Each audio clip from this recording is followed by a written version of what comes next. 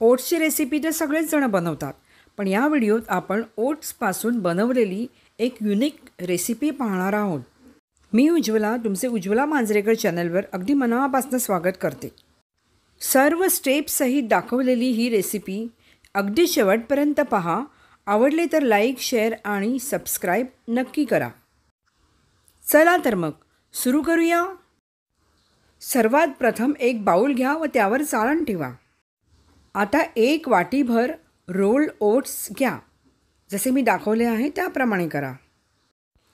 आता हे वाटीतले ओट्स चाळणीवरती ओता. हे पहा, असे चाळणीवर ओतल्या कारणाने आपण ते व्यवस्थित धुवू शकतो. अशा रीतीने आपण धुवायचे आहेत. ओट्स व्यवस्थित बरेच पाणी वापरून धुवून घ्यायचे आहेत. चांगले विसळून धुवून घ्यायचे आहेत, म्हणजे त्याचे जे पाणी आहे ते खाली जाईल आणि वरती फक्त कोरडे ओट्स राहतील. ओट्स व्यवस्थित धुतल्या कारणाने ते आपल्याला बाधत नाहीत. ओट्स धुतल्यानंतर जे पाणी आहे ते असे खाली पडते. टोपात जर ओट्स धुतले तर पाणी गाळून घ्यावे लागते. इथे पाणी आपोआप खाली पडते. आता हे सगळे सुखे कोरडे ओट्स एका बाउलमध्ये काढून घ्यायचे. बाउलमध्ये काढून घेतलेल्या ओट्सवर 1 इंच वरती राहील एवढे पाणी घालून 15 मिनटं बाजूला ठेवून द्यायचे. हे पहा, अशा प्रकारे पाण्यात बुडवून आपण ओट्स झाकून बाजूला ठेवायचे आहेत. 15 मिनटानंतर आपण झाकण उघडून पाण्यातले ओट्स काढून मिक्सरच्या भांड्यात घ्यायचे आहेत. हे पहा, अशा प्रकारे बघतच असाल तुम्ही. आता या मिक्सरच्या भांड्यात अर्धी वाटी पाणी घालून भांडे मिक्सरवरती चढवायचे. साधारण 1 मिनिट ओट्स मिक्सरमध्ये फिरवून घ्यायचे. तुम्हाला मिक्सरचे भांडे उघडून दाखवते कशा प्रकारे आणि केवढे ओट्सचे मिश्रण आपल्याला बारीक करायचे आहे. आता हे मिश्रण एका बाउलमध्ये काढून घ्या. मिक्सरच्या भांड्याला लागलेले ओट्सचे मिश्रण थोडे पाणी टाकून हलवून काढून घ्या. हे पहा, तुम्ही पाहतच असाल. आता यात 1 वाटी दही घाला. आता 1.5 वाटी रवा घाला. 1.5 वाटी म्हणजे 1 वाटी आणि अर्धा वाटी.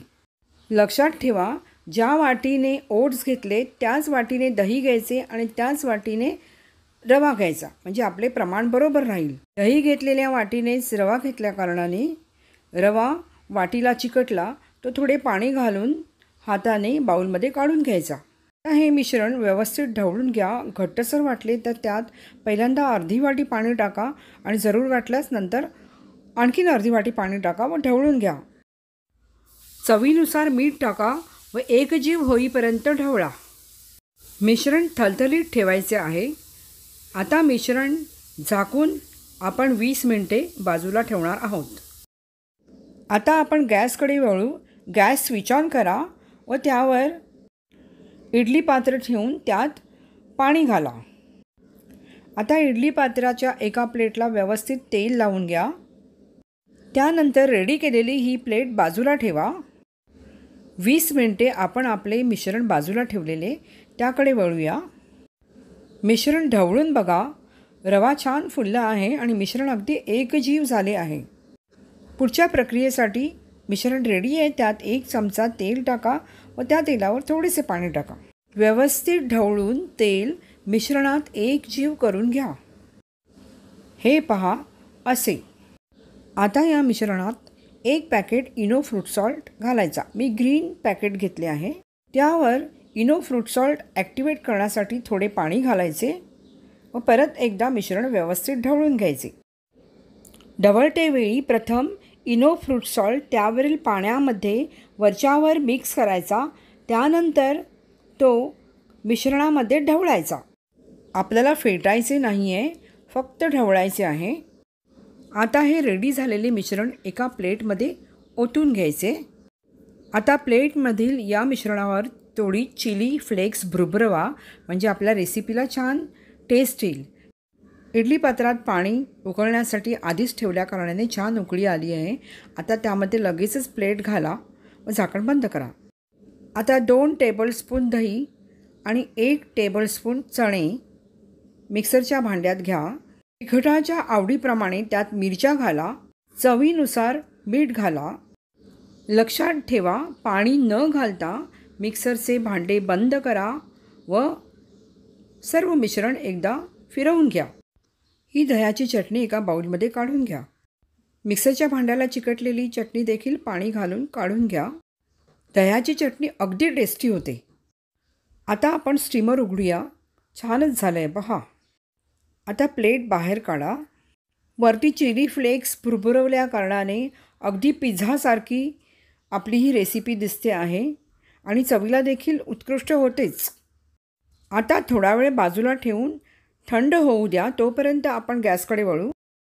गॅसवर तडक्याचे भांडे ठेवून गॅस स्विच ऑन करा व त्यात तळ बुडेल एवढे तेल घाला. तेल गरम झाले की 1 चमचा मोहरी घाला. मोहरी तडतडू द्या. देठ व टोक कापून मिरच्या अखंड घालायच्या आहेत. तिखटाच्या आवडीप्रमाणे मिरच्यांचे प्रमाण ठेवा. गरम तेलामुळे मिरच्या लगेच भाजून येतात. गॅस बंद करा. आपला तडका रेडी आहे. आता तो आपल्या ओट्स पिझ्झा ढोकळ्यावर पसरवा. थोडासा तडका बाजूला ठेवून द्या. आता हा ओट्स पिझ्झा ढोकळा पिझ्झा जसा कापतो तसा कापायचा. पहा, तुम्हाला दिसतच असेल. पिझ्झ्यासारखे तुकडे त्याचे करायचे. हे सर्व तुकडे उलटे करून घ्या. पहा, जसे मी केले आहे तसेच करा. आता या सर्व उलट्या केलेल्या ओट्स पिझ्झा ढोकळ्यांच्या तुकड्यावरती आपण राखून ठेवलेला तडका पसरवा. सर्व पिझ्झा ढोकळ्याचे तुकडे आता एका प्लेटवरती गोलाकार अशा पद्धतीने मांडून घ्या. तडक्याच्या मिरच्या देखील घ्यायला विसरू नका. आता आपण बनवलेली चटणी एका बाउलमध्ये घेऊन ती मध्यभागी ठेवा. आता बारीक कापलेली कोथिंबीर ओट्स पिझ्झा ढोकळ्याच्या तुकड्यांवर पसरवा. 2 चमचे कातलेले खोबरे देखील ओट्स पिझ्झा ढोकळ्यावर पसरवा. पहा बरं, हा ओट्सचा पिझ्झा ढोकळा कसा सॉफ्ट आणि जाळीदार झाला आहे. हा ओट्सचा पिझ्झा ढोकळा पौष्टिक तर आहेच, पण चवदार देखील होतो. रेसिपी आवडली तर लाईक, शेअर, सबस्क्राईब आणि कमेंट देखील करा. रेसिपी पाहिल्याबद्दल धन्यवाद.